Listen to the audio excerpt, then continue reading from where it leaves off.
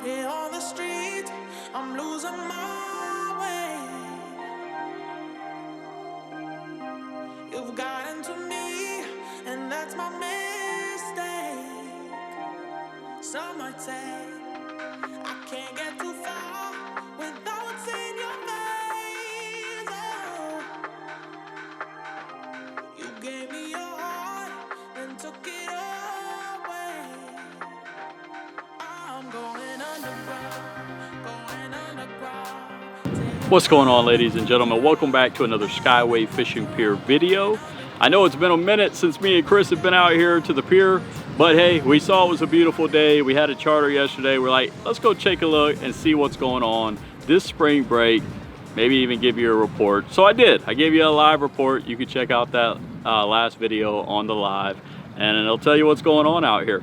But today's topic of discussion on this video is what crucial items do you need when you come out to the fishing pier? What do you need to be successful? I'm gonna go over those things, some of the things that I think are truly important, and you'll be surprised. You don't need a whole lot to be super successful out at the fishing pier. So let's delve right in, and I'll go ahead and show you what I have, and you can compare it to what you have. And hey, maybe it'll help you, especially if you're planning a trip out to the Sunshine Skyway Fishing Pier. First thing you'll need is bait fish. Lots of bait fish. I'm just kidding. I wasn't gonna do it. All right, so what you need is a tackle bag. A tackle bag with a few crucial items: weights, sinkers, swivels, leaders. Leader material gonna range anywhere from 30 to 60 pound test, maybe higher if you're tarpon fishing or Goliath fishing. But in general, a small tackle bag like this Fish Lab bag will hold everything that you need for your pier fishing trips. Now this is Chris's box, so it's gonna be pretty empty. If you guys want to donate to him, I'm sure he's got a GoFundMe or something. I mean, he's got like 4 lures in this big old box. Dude, the boxes are huge. That's cute. But anyway, yeah, we're not gonna make fun of Chris today, not too much anyway. But listen, this box is great. It'll hold your pliers on the side here. Got your little Akuma cutters. Those are new, by the way. Inside of here, what I always like about these Fish Lab bags, they have these little pouches that you can put little soft plastics or sabikis up out of the way. They can seal very nicely. That closes up. So a good tackle bag with a little bit of tackle, that's gonna get the job done just right. Hold on, guys. Oh, I have all your leader needs right here. okay. Don't be hating. He don't have a whole lot of lures, but he's got lots of leader material. So soft steel, yeah, pouring out his ears here. So that's nice. So, hey, listen. So if you ever run into Chris, he might not be tossing lures out here, but you better be damn well sure he's gonna have some leader on there. So a cast net is crucial. I would prefer an 8 to 10 foot cast net, and you know, you're usually gonna want to use like a 3/8 inch mesh, something that's gonna really sink down there, close up on them bait fish quickly. Right here is a Big Gulp, but my favorite net, honestly, is the Tim Wade cast net. You can reach out to him. He's just a one-man show, guys, but if you Google Tim Wade cast nets, you'll be able to see what I'm talking about. Been using them for over a decade now. So bait is crucial when you come out here. Obviously you could throw artificial, but if you want to catch live greenbacks, you're going to want a cast net. Now in order to keep that bait alive, I recommend either using an extreme bait tank, which I don't have today because it was a lot larger and I knew we weren't going to be using a whole lot of bait today. Or you can use a nice little Yeti bucket. This Yeti bucket will hold a couple dozen baits depending on the water temperature. Make sure you're changing out this water very frequently. But what's cool is Engel has this new rechargeable aerator, the aerator, and no batteries necessary. This will actually last, believe it or not, we went on a charter. I did a charter the other night and we forgot to take the shrimp out of the bucket. We left it in the boat. I thought the next day I was gonna come out there to a stenching mess. Surprising enough, the aerator was still running. The water was super dirty and every shrimp was still alive. Obviously, the water temperature and ambient air temperature is a lot cooler this time of year, but it was still running, still ticking.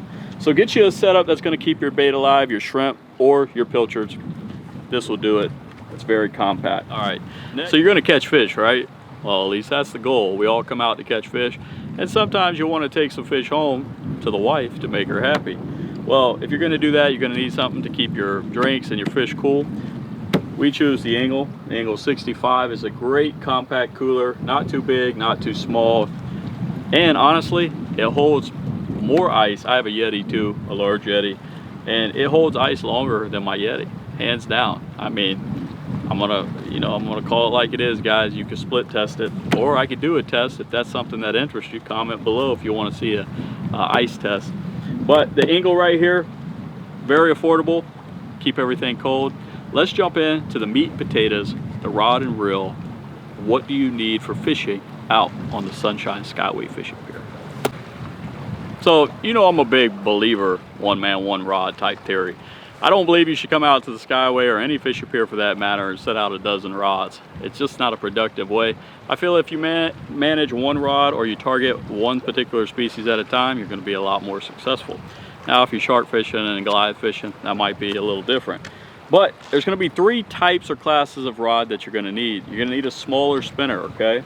So for this particular instance, a 4,000 size reel. This is the Kuma Salina, so their newer reel. And then SRT inshore, and I believe this is the medium heavy. Yep, medium heavy. So this rod is going to be your bread and butter out at the fishing pier. This is going to allow you to throw artificial. You could free line greenbacks or shrimp. You could fish the bottom for snapper. You could do essentially almost everything for your smaller to mid-sized fish. You can even catch tarpon on this outfit. Usually not off a pier, but if you're on a boat, you could technically catch tarpon off this. This is going to be spooled with 10 to 15 pound test Power Pro or a braid of your choice. Put some 30-pound soft steel, and that combo right there is going to do a lot of good things. If I was to throw a gotcha lure or a jig, something like that out here, or a spoon, this is going to be a great outfit to do that with. Now, going up a little bit bigger for some of your larger game fish that you might encounter at the Skyway fishing pier, cobia, tarpon, grouper, things like that, you're going to see them out here, even sharks. So what I have here is a good old Salinas. This is the 6000, yeah, 6000 HA. Lots of drag, guys. This thing's a little workhorse. Has all the like inner components like the Cedros reel, so it's very, very tried and tested, polished, aluminum, heavy duty. Now on this particular outfit, we're gonna amp it up a little bit. This is the PCH Custom Heavy, 7 foot. It's gonna have a lot more backbone. On this particular type of rig, I might free line some pinfish, or I'll throw a bucktail like you see here. So like cobia and stuff, if you have something ready and rigged up, if it's swimming by, you could throw this lure, and oftentimes you'll get your strike like that. You can also set this up for a free line for mullet or something along the shadow line for your tarpon. This is going to be a great outfit. Now I usually spool this with about 50 to 65 pound braid, and that's going to be a workhorse for your larger game fish. So stepping it up to your larger gear, and again, this is going to be a great all-around reel for some of your larger game. Grouper, this is going to probably be my go-to rod and reel for the Skyway fishing pier for grouper, or something serious, similar. It's going to be like the Makyra, Akuma Makyra, or the Alios here. It's got a great drag, 2-speed, so you're going to be able to get that low gear and that fast. So the DTR Custom is a medium heavy 30 to 100 pound class rod. I know it don't look like much, but this thing's a beast. It's very, very beautiful as well. But oftentimes I'm gonna set this up for my trolley rigs, free line for grouper, tarpon fishing. This will handle tarpon without a hitch. Cobia, probably a little overkill unless it's like an 80-pound fish. But this will work very well for cobia as well, free lining like ladyfish, or even putting live ladyfish on the bottom. This could be a very, very good setup. Now, if you're wanting to go bigger, like massive sharks or Goliath grouper, you're gonna have to bust out the big old 50 wides, Makyras, or even bigger. So that's what I'd recommend if you're trying to play with those big dogs. But just keep in mind, guys, you're on a pier, you have to think about how to release the fish, and how to do things accordingly, because you can't just go down there and cut the line. So make sure you're thinking about those and the strategic ways on how to release them healthy, so that way they can fight again. But that's pretty much all there is. The most crucial things that you need to get started fishing off the pier to be successful. If I missed something, comment below, let me know. Hey, if you want to see other videos, fishing related videos, comment, let me know. Make sure you pound that thumbs up button. Follow me on Instagram, Captain_Joshua_Taylor, or at Salty Scales, and of course TikTok. Hey guys, until the next time, we'll see you on the water.